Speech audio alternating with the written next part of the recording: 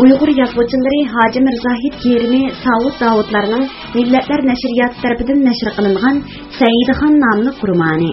Bu roman Biliqut shirkatida ovozga elinib, Biliqut to'ri anglatildi.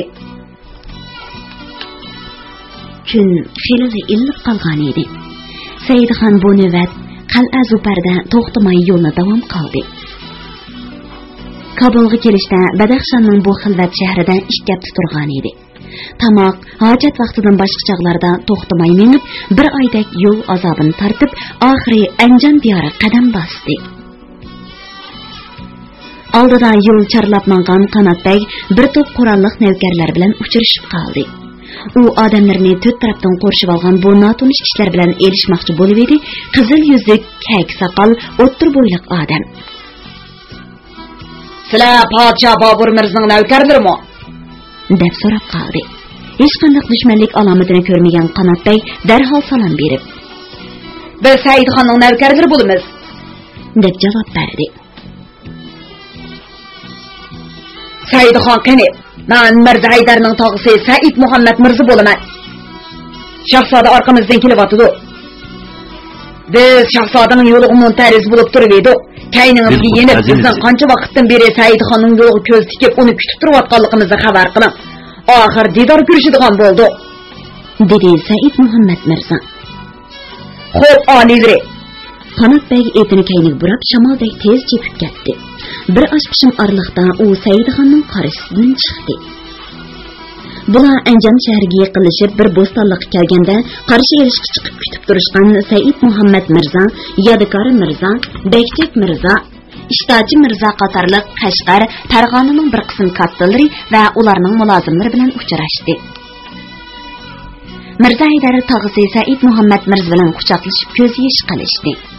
Saidxon Said Muhammad Mirzani bundan 6 yil burun dadisi bilan Toshkentga kelganda tog'isi Sulton Mahmud xonning o'rdisida ko'rgan edi. Shu chaqda Said Muhammad Mirzaning Mirza Abubakirga qarindosh ekanligini bilgan. Ko'nglida saqlagan o'shmanlik bilan uningga ancha e'tibor qilmagan edi. Bu navbat otdan tushib qizg'in ko'rishdi. "Haq tarafda turish, adolatni yoqlash babida Xon sultonlarga ulgu yaratdingiz, og'a. Endi o'ylab ko'rsam, ko'ram, Satamkor sultonni kuchlik terkidan ayirib yetim qoldirgan ekansiz. Agar siz osh qonxo'r akangizning yana turavergan bo'lsangiz, u jahonga teg'imi sig'magan bo'ladi. Alloh sizga rahmat qilsin" dedi Saidxon. "Rahmat xon o'g'li, Peqirning qarindoshlik mehridan kashmay, bir yovuz akadan kashganligimni tushunib ketganligingizdan xushalman. Bundan keyin hayotimni zolim Mirza Abubakirni yo'qotishga atab qo'ydim. Agar qabul ko'rsangiz, bir navkaringiz sifatida buyruqingiz bilan jangga kirishga tayyorman." Said Muhammad Mirza yana bir qatim ta'zim qildi. "Rahmat og'a, qonxo'r akisidan kashgan bahodir donoga ini bo'lsam, nemishqa o'zimni g'olib his qilmay, bu sovg'amni qabul qilg'aysiz."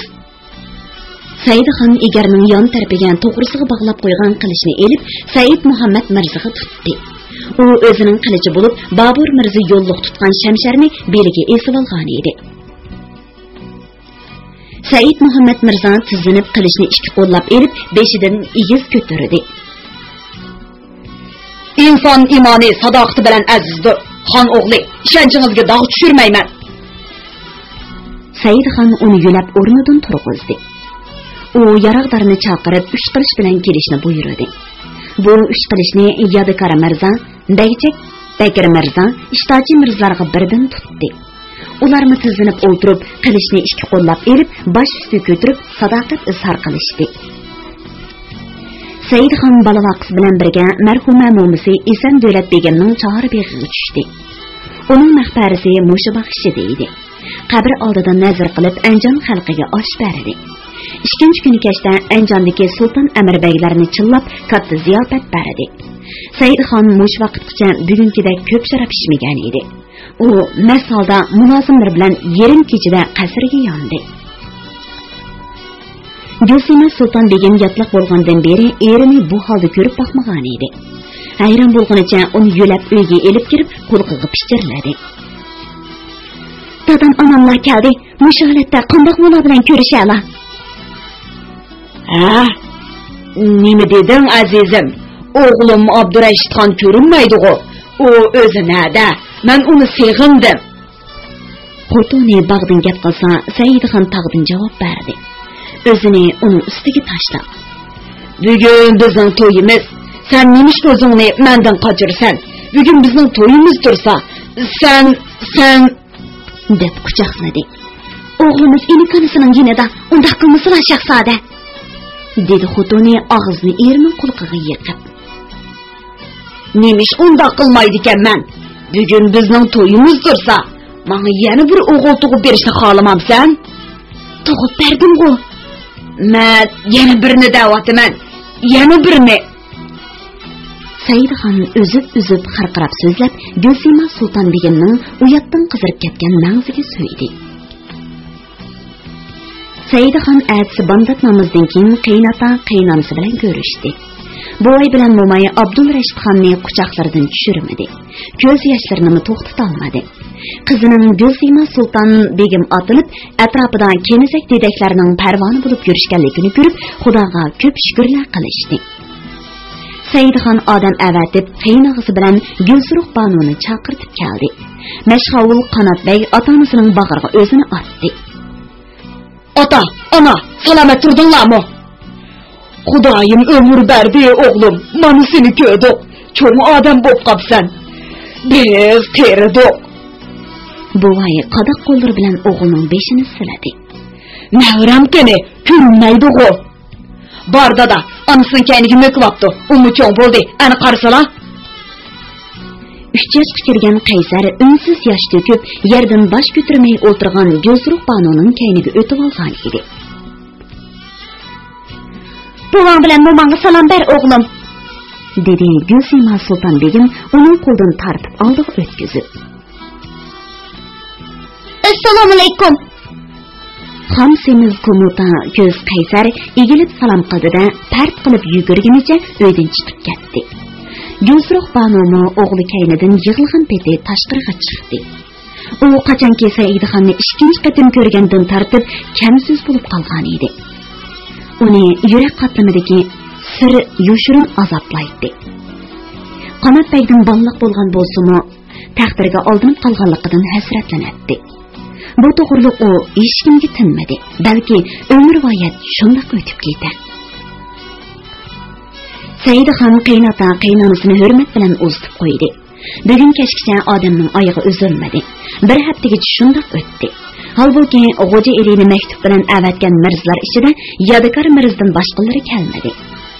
Ular Xo'ja Elining izdiraksiz yo'qolib ketganligidan gumonlanib, o'zlarini daldiga erishgan edi. Saidxon buni surishtirmadi. Qanotbegi xotin balasi, sanglisi va Abdulrashid xonni elib, Jabhun daryosi bo'yidagi beg'iga berib 2 kun turib keldi. Mirza Haydar Said Muhammad Mirza bilan Anjon qal'asidagi o'rda qasrida turdi.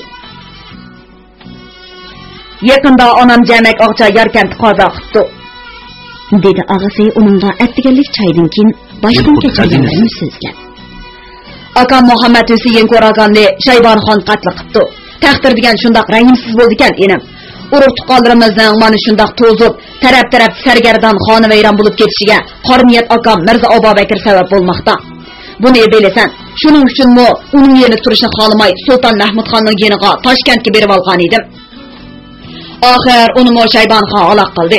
Qazo yetmagan ekan, hayot qoldim.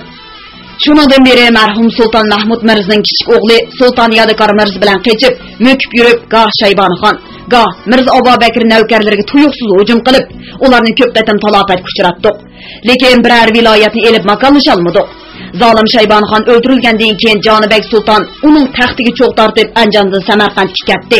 Bu fursatni g'animat bilib, ushtumchi hujum bilan Anjonni egalladik.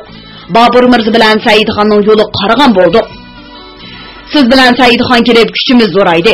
Ham cho'ng xonlarning avlodi bo'lgan yo'lboshchiga erishdik. Amdi vaqtni qo'ldan bermay lashkar tortib Qashqarga borsak g'alba qilatdik. Saidxon bunga ma'qul bo'ladimi? Mirza Haydar bir pas o'ylanib berib javob berdi. Saidxon Botur, tadbirlik shundoqla o'z xohishi bilan ish qiladigan qo'rqmas shahzoda. Har qanday ishda tavakkul qilishni birinchi o'ringa qo'ydi. Ko'ksi qarni kam, apucha. G'alba qilsa-mo, mag'lub bo'lsa-mo o'zini tutib ola oladi. Bola chaqdan boshlab mijozi shundoq. 2 yildan beri sharobni ko'p ichadigan bo'lib qoldi. Ko'rdingiz tag'a. O'tganda hammadan ko'p sharob ichgan, payzini surgan shahzoda bo'ldi. Sharobni ko'p ichish ikki sababdan bo'ladi, inim. Birinchi sabab boshqa kelgan dard alam. Saidxonning beshiga ko'p dard alam keldi. Bu dard alamdan qutulmagacha ko'p ishni tark etmaydi. Ikkinchi sabab davlat boylik. Davlatda ziyoda boylik ko'p bo'lgan kishilar ayshu ishratga beriladi. Ayshu ishrat sharobsiz bo'lmaydi. Ular boylik tugab, davlat qushi 5 dan uchganga qadar sharob ichishni to'xtatmaydi. Deb beqing inim. Saidxon Qashqarga yurish qilish qo'shilamdi yo'q. Men Shahzodaning Mirzo Abubakirga qarshi jang qilish planining borligini bilaman. Ammo darhol lashkar tortib boradigan bormaydiganligidan xabarim yo'q, og'a. Uning o'zi bilan maslahatlashib baqsaq bo'ladi. U yana bir necha kun orom olib olsin, dedi Mirzo Haydar sal to'xtalib olib. Ondan so'zini davom qildi. Babur Mirzo Qunduzni olgandan keyin Xorason, Xorazm taraflarga yurish qiladi. Agar Saidxon u bir navra aksiga yordamlashishni ko'ngliga tutgan bo'lsa, Jonibek Sulton bilan jang qilmay qolmaydi.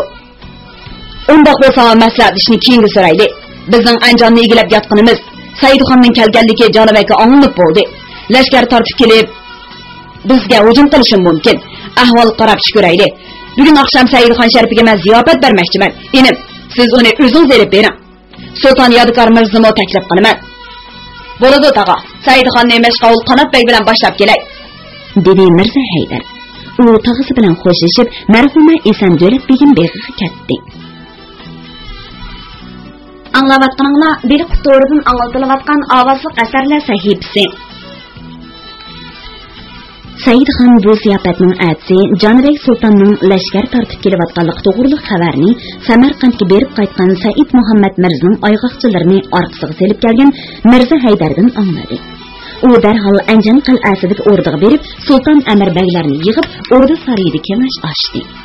Said Muhammad Mirza boshliq hammaylan Jonibek Sultonga qarshi jang qilishga qo'shildi. Har qaysi sulton mirzalarga qarashliq askarlarning sonini elib edi, 3000 dan ortiq chiqdi. Kabuldan elib kelgan odamlarni qo'shganda 4000 dan oshadiganligi ma'lum bo'ldi. U 1000 dan ortiq askarga Sulton Yodikor Mirzani sardor qilib, Koson qal'asining mudofiasini chingitishga avatdi. Yana 1000 dak askarga Said Muhammad Mirza bilan Bakchak Bakir Mirzani sardor qilib, Koson tog'lariga yetib turib, dushmanga to'ydirmay zarba berishga buyurdi. O'zi Mirzo Haydar İştaçı Mirza, Qanotbeklar bilan 2000 askarda başlap Jonibek Sultonning qarish tarafidan chiqmoqchi bo'ldi. Ular yarim kechada Anjondan otlanib yo'lga chiqdi. Sulton Yodikor Mirza bir kun uchqandek yo'l yurib, xuftan namozdan yongan mahalda Koson qal'asiga yetib keldi. Jonibek Sulton 15000 askar bilan yarim kechadan o'tganda yetib kelib, qal'ani qurishib oldi. Agar yarim kun baldur kelgan bo'lsa, Koson qal'asini uning qo'liga o'tib ketadi va Oqsi qal'asini xavf ichida qoladi.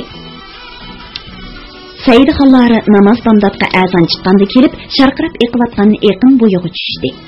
Tahorat elib namoz o'qishdi. Avatgan ayg'oqchilar Jonibek Sultonning Koson qal'asini qurishib olganligini bilib, bu ahvolni Saidxonga yetkazishdi. Sal kechikkanligini tushunib yetgan shahzoda qal'ani elish qo'ydili bo'lgan dushmanga to'rt tarafdan tuyuqsiz hujum qilish qaroriga keldi. Ufq qizirib, Oqsi tarafga o'qchib eqiyotgan daryoga shafaq jo'na tashlagan mahalda Saidxon hujumga o'tdi. Tog' qoptonlariga mukinib olgan Said Muhammad Mirzani marganlariga o'q etishga buyruq tushirdi. Hushtumda hujumga uchragan Jonibek Sultonning askarlari qaysi tarafga qaytsa, shu tarafda o'qqa duch keldi.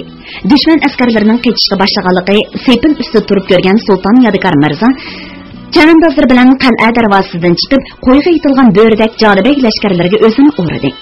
U marhum Sulton Mahmud Mirzaning kenji o'g'li edi. Qavm qarindoshlarini xonavayron qilib o'tgan Shaybonixon o'lgandan keyin Jonibek Sultondan qisos elish va Samarqand taxtida o'tirish uchun Saidxonga qo'shilgan edi. Sulton Yodikor Mirza al bo'lgan dushmanlarni chepib tashladi. Saidxon Babur Mirza yodikor qilgan qo'sh pisliq shamshirni o'ng so'l tarafiga shiltib, ko'rgan dushmanni omon qo'ymadi. Ular Jonibekning askarlarini bir kun ot chepib qo'g'lab, nurg'un g'animat bilan Kosonga yondi. Yap-yeshil bo'ston bilan o'ralgan Koson qal'asi bir kun qaynam tashqinliq cho'mdi. Saidxon bu yerda askarlarni 3 kun dam olg'izib, 4-kuni kechada Anjonga yenib keldi.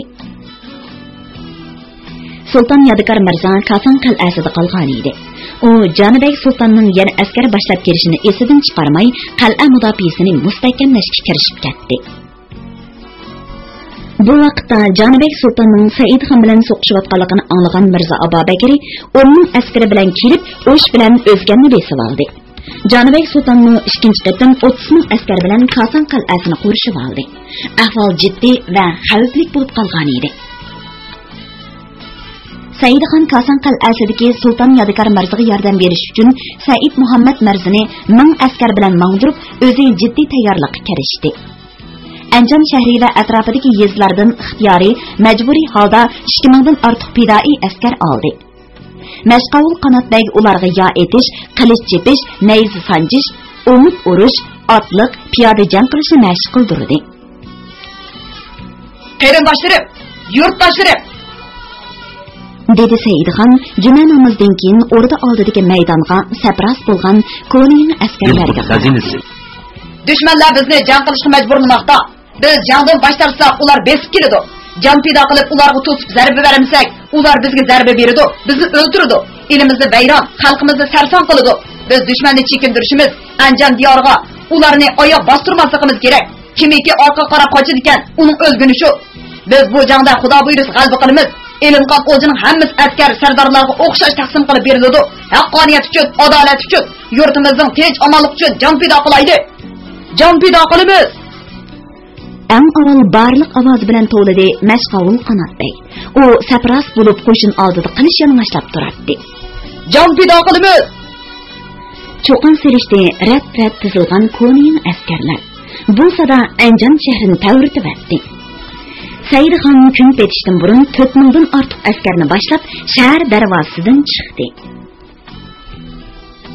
Canibek Sultanning 30 ming askari qurishib olgan Koson qal'asidagi Sultan Yodgor Mirza sepil ustida dushman askari ko'z selib turardi.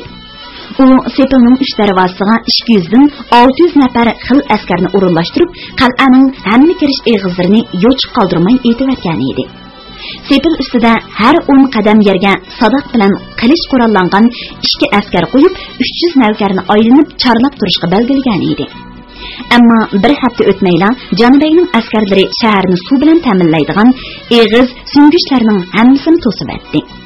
Askar va aholilar suvsiz qoldi. Qal'ani uzun vaqt mudofaa qilib turolmaydiganligini bilib yetgan Yodgor Mirza bir kechasi oy qorong'usida barliq askari xotin bolalarini elib Anjom tarafdagi darvozani ochib chiqdi. Ularning chiqqanini dushman to'yib qoldi. Nayzi ko'tarib yugurib kelgan bir yasolgulni Yodgor Mirza qilich urib ikki pora qilib etdi. Jang boshlandi. Canibek Sultanning o'tqash ko'targan askarlari ularni oraga elib oldi. Yodgor Mirza etini har tarafga choptirib shundoq jang qildiki, bu qorong'u kechada askarlar bir-birini ilg'o qila olmay qoldi. Natijada Canibek Sultanning nurg'un askari bir-birini qirg'in qilishga boshladi. Sultan Yodgor Mirzaning necha yildan beri o'zidan ayrilmay kelgan xotini Habiba Sultan begim eg'ir oyoq edi. U qilich chepish, o'qya etishni o'rganib olgan edi. U bu kechada erining kaynidan izbesib yurib jang qildi. Qilich urib 3 dushmanni do'militib etdi. Ketib o'tib Canibekning yakirchin tortib Sultan Yodgor Mirzani qarg'algan bir sardorini ko'rib qoldi. Etini devitib kelganicha uning beshi qilich urdi. O'tqash ko'tarib turgan yana bir dushman Habiba Sultan begimning biqiniga nayz sanjivatdi.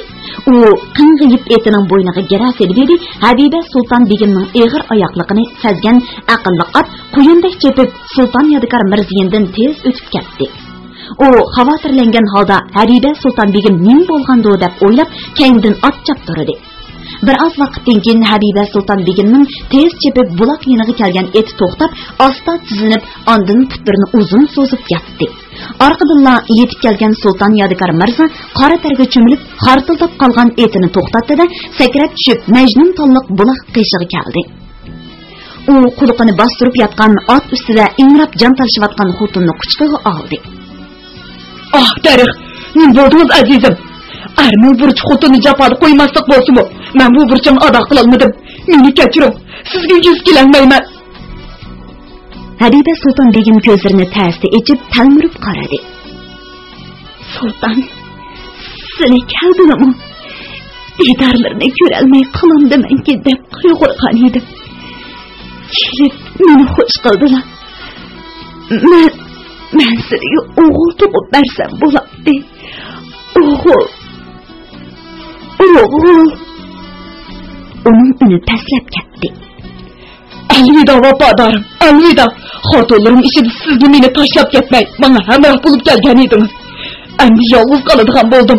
Qanday qilaman azizim? Uning yoshlari tiniqdan qolgan Habiba Sulton begimning yuziga yomg'irdak quyildi. Sabr qiling Sulton Yodikor mirzo. Uning ustiga g'uva mash'al yo'riq tushdi. Beshini ko'tarib qarab, o'zini cho'rdab turgan navkari yasovullarni ko'rdi. Ingishib tasalli bergan Said Muhammad Mirzani tanidi. Biz ulgurib kelolmabdik sulton.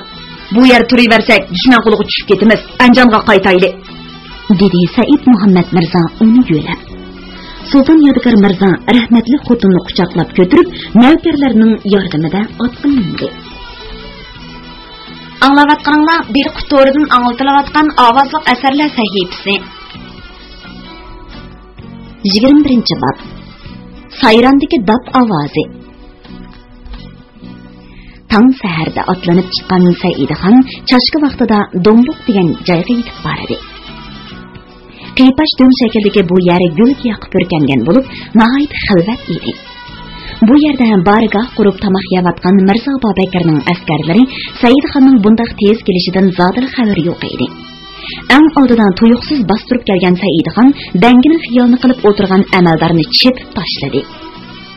Tuğ o'rilib Mirzo Bobakarning askarlari patparaq bo'lib ketishdi. O'ng tarafdan Mirzo Haydar, sol tarafdan Qanotbek Saidxonga moslashib, dushman lashkari ichiga bosib kirdi. Jang shiddatli tus oldi. Qon chashrab, daraxt g'o'llari o't bilan qizil bo'yaldi. Mirzo Bobakarning baqanda qizirib ketgan ko'zlari piyoladek yo'qnab ketdi. U bargohda o'ltirolmay qoldi. O'ng qo'li qilich, so'l qo'liga o'mit ilib bargoh oldiga chiqdi. Hujum qilib kelgan Saidxon askarlarining birini bargoh tarafga o'tkazmadi. Har yonga ot yugurtib nurg'un askarni qaralatdi. Jang qilayotgandan Saidxon ot padisishida to'gida ko'zga tashlanib qilich urayotgan Mirzo Bobakarni ko'rib qoldi. U qilichni teqimiga bostirib qo'yib, yoni qo'liga oldi. Kirishni toza kerib qaraga oldida otdi. O'q Mirzo Bobakarning so'ngichiga tegdi. Qattiq og'riq uni mushchaytib atdi. Atning bo'yniga chim yepishib, bargohni aylanib jangal tarafga qochdi.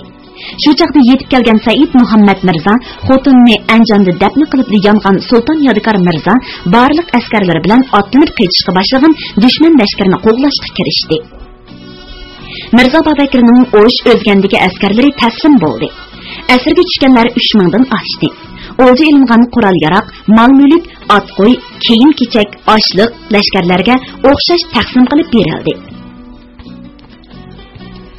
Mirzo Bobakarning yasovul navkarlarining hammasi Qashqar, Yorkantlik Uyg'ur qarindoshlarimizdir. Ularni o'ldirish, bir tuqqanlarimizni o'ldirganlik bo'ladi. O'ldirmay hayot qoldirish qarindoshligimizning ifodasi. Zafar qozonishimizning kafolati, deb yorliq tushirdi Saidxon. Asirlari uningga g'alaba tilab duo qildi. Saidxon Anjonga qaytib kelganda yozning pishg'irim tomuz kunlari boshlangan edi. Yoz chiqcha askarlarni ham dam oldirib, ham tartib serib mashq qildirdi. Mashqovul Qanotbek Bomdoddan tartib Shamgacha askarlar bilan birga bo'ladi. Shamdan yenib o'zini kutib turgan Go'zruq Banuning hujrasiga kiratdi. 5 yoshlarga kirib qolgan o'g'li Qaysarni onasi bilan tangla bag'riga bosatdi. Amir qizargan mahalda o'zini Mavara Unnahirning podshohi deb atab olgan Suyinchilik xon lashkar tartib Saidxonga qarshi otlandi. Bu xabarni anglagan Saidxon mashq qildirishni to'xtatib, to'sib zarba berish uchun barliq askar bilan yo'lga chiqdi. Bashkent degan joyda Suyinchilik xonning 20 mingdan ortiq qo'shini bilan uchrashdi. Jang qattiq bo'ldi. Suyinchilik xon bir qism askarlarini qochqon qilib ko'rsatib, Saidxon qo'shinlarini orqa ilib oldi. Sulton Yodikor Mirzani tutib olib para qilib atdi. Beychak Bakir Mirza ya o'q tegib qazo qildi. Qanotbek qoziga nayzi tiqilgan ushqur etidan ayrildi. Saidxon Mirza aydarlari birinchi bo'lib qo'rshovni bosib chiqib yo'l ochdi. Eg'ir chiqimga uchirgan Suyinchilik xon ularni qo'g'lamay orqaga yondi. Bu urushdan Saidxonning 1000 dan ortiq askari qazo topgan edi. U Anjonga kelib qazo topganlarga atab nazari berdi. Yarliq tushirib Anjon qal'asiga Said Muhammad Mirzani, Oqsi qal'asiga Mirg'oli Barlasni, Marg'ilonga Miroyim Elini hokim qilib tayinlab, o'zi bir qism askarlar bilan Anjonning shimolidagi tog'liq joy Kosonga berib qishni o'tkazdi. So'yinchilik xondan yengilish sabablari haqida Mirza Haydar bilan muhokama qilib, dushman kuchini sal chaqlaganligiga tan berdi. 2 yoshga kirib qolgan shahzoda Abdulrashid dada deb Saidxonga ergishib yuradi. 15 yoshga kirgan Afruza Sultan Begim uni tutib olib tog' bag'rida qaptallarda o'yin tatdi. Rasidi bo'lgan bu qiz chimanlikdagi qizilguldek to'limi uz edi. U o'tgan yozdan beri Mirza Haydardan Paris tili o'rganib atadi. Bu ochisi nima desa shuni deb o'rganib qolgan Abdulrashid tilining endi chiqishi qaramay ba'zi Parischa so'z iboralarini xeyli to'liq aytib bera oladi. Saidxon anglab kulib ketadi.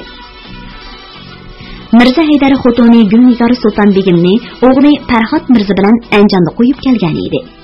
Saidxon buningdan bir yoshirin orzuni sezgandek bo'lib, singlisining uningdan Parischa til o'rganishini to'smoqchi bo'ldi-yu, yana o'z mayli qo'yib berdi.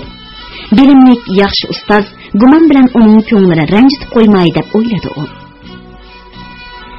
Kosonning bahori Saidxonga huzur bag'ishladi. To'rt atrof gul chechaklar bilan to'lib, bog'i eramdek go'zallashib ketgan edi. U har kuni Mirza Haydar bilan ishqarga chiqib, kiyiq qirg'ovullarni ovlab keladi. Yov uriklari g'o'r bo'lgan mazgil edi. Qozoq elining xoni Qosim Xonning Xorazm hukmdori Suyunchilik xonga hujum qilib, uni Toshkentga qamalganlik to'g'risida Said Muhammad Mirzadan xabar keldi. Bu chaqda Bobur Mirzo Samarqandni egallab taxtda o'tirganiga yarim yildan oshgan edi. Biroq Sulton Ubaydulloh xon unga qarshi lashkar tartib kelib, Ko'lmalik degan joydan uni mag'lub qildi. Yengilgan Bobur Mirzo Hisarga chekindi. Bu xabarni anglagan Saidxon Bobur Mirzoga yordam qilish niyati bilan askarlarni elib Anjonga keldi. Said Muhammad Mirzo bilan Qanotbek oldiga chiqib, uni o'rdaga elib keldi. Biz Suyunchilik xonni yengsak, Ubaydulloh xonni yenga olamiz va Bobur Mirzoni Samarqand taxtiga chiqara olamiz. Shunga darhol otlanib Toshkentga berishimiz kerak, dedi Saidxon. Suyunchilik xonni yengish uchun Qosim Xon bilan ittifoq bo'lishimizga to'g'ri keladi. Said Muhammad Mirzoning bu fikrini Mirza Haydar qo'lladi. Shahzoda, Hijriya 918-yili Burunduq xon vafot bo'lgandan keyin Qozoqlar xoni Qosim Xon Dashti Qipchoqni egilib, Issiqko'lni o'z ichiga olgan zo'r zaminda xonlik tikladi. So'yinchilik xon necha qatim lashkar tortib berib, uning bo'ynini ta'virtalmadi. Bu navbat Qosim Xon uni qo'g'lab kelib Toshkentga qamabdi. Lekin So'yinchilik xon Qosim Xonni hozirtib, uni mag'lub qilishi mumkin. Biz Bobur Mirzoga yordam bermoqchi bo'lsak, Qosim Xon bilan ittifoq tuzishimiz zarur. Albatta, dedi Saidxon. Mushu niyat bilan yo'lga chiqaylik. Ular oq deganga liq to'ldirib elib kelingan ushmiga tangni qo'l uzatishdi. Boshyazning optipi Toshkentning to'pliq yo'lini illatib, bog'larga taralgan edi. Dallarda qizirishib pishgan bo'ljirganni terib yurgan dehqon qizlarining maxsh kulgilari anglanadi. Kun g'arbga qayrilgan edi. Sharq tarafdan to'p to'zib kelayotgan Saidxon askarlari Kundarlang nomli qishloqqa yetib keldi. Biz bu yerda kutib turaylik. Qanot va Qosim Xonlarning xabarini elib kelgandan keyin ahvol qarab ish ko'ramiz. Dehqonlarning narsa keraklariga tegilmasin, dedi Saidxon otdan tushib. Shu atrofdagi ochiqchilikqa chedirlar keldi. Bu yerda bir kech turishdi. Atsi chashq vaqtida charlab, ahvol o'qish uchun bir kun burun yo'lga chiqib ketgan Qanotbek odamlar bilan qaytib keldi. Shahzoda, dedi u so'z boshlab. Biz Toshkentga to'nigun tushdi yetib borgan edik. Qosim Xon lashkarlarini elib qaytishga boshlagan ekan. 9 qatim yukinib ta'zim qilib, oliylarining yordam kelayotganligidan xonni vaqtlantirdim. Men Suyunchilik xonni qo'g'lab, ilimdan yiroq ketibman. To'rt atrofim sultonlarning zamini ekan. Agar men vaqtida qaytmasam, Suyunchilik xonning domiga tushib ketkerakman. Shunga ilimga qaytishni qaror qildim. Mo'g'uliston xonning o'g'liga rahmat. Agar u meni xush qilaman desa, orliqni yiroq ko'rmay, jo'daga borsin. Rozi bo'lg'udak obdan kutib olaman dedi. Men xonning taklifini o'zlariga yetkazganligimni aytib xo'shlashdim. Kechalab yurib bu yerga yetib keldim. Saidxon oldirab yo'lga chiqqanligidan afsuslandi. U gap tagmay lashkarlarini o'qsiga elib keldi. Qanat Bey Gözruq Banu bilan Oqsining ilgirki hokim bo'lmiş mərhum qaynatisi Bayzatning qabrisiga chiqib duo qildi. Gözruq Banu o'zini o'limga hukm qilib, jannatga topshirgan otsini yod etib qattiq yig'ladi. Saidxon Qozoq elining xoni Qosimxon bilan ittifoq tuzish to'g'risida Mirza Haydar, Said Muhammad Mirzalar bilan kengashib, bir fikrga kelgandan keyin Oqsidan Dashti Qipchoqning poytaxti Jo'daga qarab yo'lga chiqdi. 70 yoshli Qosimxon Dashti Qipchoqning birdan-bir xoni bo'lib, 300 mingga yaqin askari, sanoqsiz mol dunyosi bor edi. O xotin to'qallari ko'p bo'lib, eng chiroyli, o'zi eng yaxshi ko'rdigani Sulton Nigar xonim edi. Yaşanıp qalğan xon bu xotini yenida bo'lsa, o'zini yashirib qalgandek baquvvat sezatdi. Sultan Nigar xonim mərhum Yunus xonning Shoh begimdan bo'lgan kenji qizi bo'lib, Sultan Ahmad xonning singlisi edi. U Abu Said Mirzaning 3-o'g'li Sultan Mahmud Mirzaga yotliq qilinib, Sultan Dayis otliq bir o'g'il ko'rgan edi. Eri o'lgandan keyin Toshkentdagi akasi Sultan Mahmud xon yeniga ketdi. Bir necha yildan keyin Chingiz xonning cho'ng o'g'li Joji naslidan bo'lgan Adik sultonga yotliq bo'ldi. Uningdan 2 qiz tug'di. Adik sulton vafotidan keyin Qosim xonga tekkan edi. Said xonning hammasi bo'lgan bu malikaning beshidan ajoyib sarguzashtlar o'tgan edi. Qosim xon Said xonning kelayotgandan xabar tepib, oldiga Xonishxon, G'ishxon, Mag'ashxon, Can Haydar Sultan, Qarish Sultan qatorliq o'g'illar bilan 40 sultonni chiqardi. Oq uy oldida oq tayni so'yib qizg'in kutib oldi. Said xonning Anjanning xon atlaslarini, Iron, Xotanning nafs gilamlarini Qosimxon va hammasi Sulton Nigar xonimga sovg'at qildi. Ular Dashti Qipchoqning bu poytaxtida yoz chiqish turdi. Yap-ishim yaylaqda necha yuz baytal bog'langan edi. Yosh kelinchaklar bu baytallarni seg'ib, sütini sapal idishlarga qo'yib pishiradi. Tulumlarga qachilab, mehmonlar oldiga keltiradi. Qora ko'z kelinchaklar qimizni g'idiraga qo'yib tutatdi. Said xonga qimiz bak yoqdi. Mangzi chilanda qizirib samirib qoldi. Kunduzi o'g'loq tartib, ot shipship qiz-quvar o'ynasa, kechalari dombira, qovuz tankash qilingan anni anglab, bo'za qimiz ishib huzur qiladi. Oq uyda o'tkazilgan 3 qatimliq suhbatdan keyin Saidxon Qosimxon bilan birga dushmanga qarshi turish, o'zaro yordamlashish, bir-biriga osiylik qilmaslik to'g'risida kelishim hosil qilishdi. Saidxon uzaydigan kuni Sulton Nigar xonim Gulsima Sulton begimga bir juft oltin bilayzik, Abdul Rashid xonga kumush sapli xanjar sovg'a qildi. Uning yanida 2 yoshli qizi Chuchuk Sulton begim bor edi. Saidxon bu qizning to'g'ashdek mag'ziga so'yib qo'ydi. Qosimxon 7 chaqirim yergacha berib uzatib qo'ydi. 100 tuga, 500 ot, 3000 qo'y yo'lliq tutdi. Beliqut shirkatida ovozga elinib, Beliqut to'rida anglatilayotgan Uyg'ur yozuvchilari Hoji Mirzohid Kerimi Saud Davudlarning Millatlar nashriyoti tarafidan nashr qilingan Saidxon nomli romanini bugun mushargacha angladi.